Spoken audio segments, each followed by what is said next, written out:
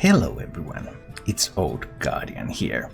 Hearthstone Masters Tour Las Vegas was played over the weekend, so this was the first big Swiss tournament in specialist format.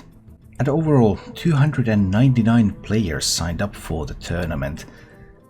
It was not an open tournament, you had to qualify for it or you had to be a Grandmaster to get in. And 299 people did. Out of this field, 105 people brought Warrior, there's 57 Rogues, 45 Mages, 44 Hunters, 25 Paladins, 15 Shamans, 6 Druids, a pair of Warlocks and 0 Priests. So overall, roughly what you would expect. Warrior, Rogue, Mage, Hunter. These 4 classes have been dominating the format, so it's not altogether unexpected to see so many of them.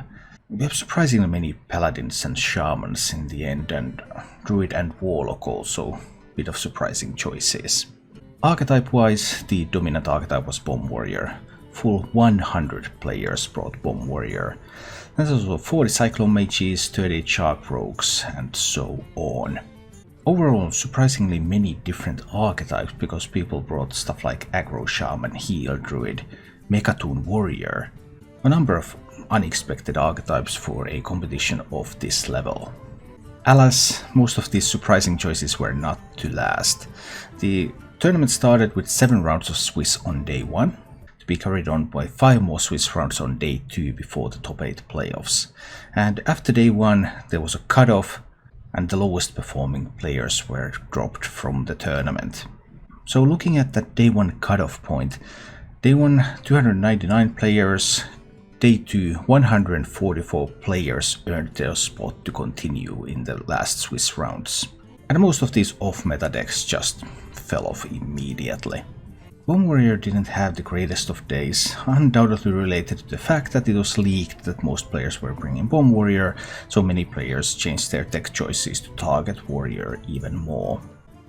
Warrior was still doing pretty decent, Cyclone Mage was doing extremely well, Shark Rogue was doing great, Bomb Hunter, Mech Hunter, Token Druid, Freeze Mage and Token Shaman were the winners of day 1.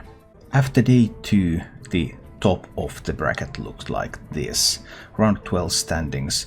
So there were 6 players who earned their spot in the top 8 directly based on the win-loss record, and 2 of the spots were up for tiebreakers, because lots of players had the 93 record.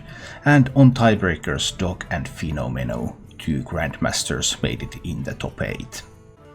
The top 8 consists of 4 Cyclone Mages, 2 Bomb Warriors, 1 Freeze Mage and 1 Shark Rogue. If you look at everyone who got a 93 score or better, so the top 21 from this tournament, there were 6 Cyclone Mages, 6 Bomb Warriors, 3 Shark Rogues, and a surprising variety of archetypes: Freeze Mage, Token Druid, Murloc Shaman, even a Pogo Rogue brought by Bunny Hopper, Holy Rat Paladin and Midrange Hunter. In the top 21 there were 4 Grandmasters players and 17 other people.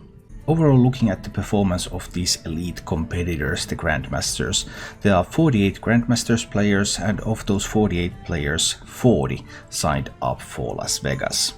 And these 40 players got a combined match score of 192 wins and 157 losses in the Swiss, for a 55.01% win rate. Which is actually pretty good, because this is quite a competitive field. I was predicting around 53%, but the Grandmasters pulled off even better than what I expected. Largely on the back of their deck choices. Fewer Warriors than in the general field, 10 Cyclone Mages, so a lot more Mages. And Pogo Rogue was kind of a Grandmaster special. There were 5 Pogo Rogues on the field, 4 of them were brought by Grandmasters, and Pogo Rogue, Cyclone Mage, Freeze Mage. Great choices for a field that's dominated by Warriors. Several Grandmaster players changed their classes to anti-Warrior classes after the leaks, so they were a bit more responsive than the general field. And that helped Grandmasters have good performance in this tournament. Once in the top 8, the players were first divided into 2 double elimination groups. First we had the Cyclone Mage group. Possessi, Pheno, Calax, Tom, everyone brought Cyclone Mage, and after all these Cyclone Mage mirrors, Tom and Possessi progressed forward. Then we had the second group with all the other archetypes, Hypno and Gallon bringing Bomb Warrior, Dog with Freeze Mage, and Nyria with Shark Rogue. Gallon made it out in the first spot, and Dog was able to beat Hypno in the decider match. Dog and Hypno met 3 times in the tournament, once in the Swiss rounds, once in the initial match of the playoffs, and once in the decider match. Hypno won 2 out of those 3, but Dog won the one that mattered. And in the top 4, Dog was able to beat Tom, Gallon beat Possessi, and Dog finally beat Gallon in the finals and was crowned the first Masters Tour champion at Las Vegas. Because the leaks affected the decks so much, I'm not sure if it's worth highlighting any decks of this tournament. There were decks that were designed to beat Warrior for the most part. And that's not an environment that you generally see on ladder or in tournaments. Be that as it may, Las Vegas Masters Tour, 299 players, huge Swiss tournament, and Dog prevailed. Thank you for watching. If you enjoyed the show, please click the like button and subscribe to my channel for more.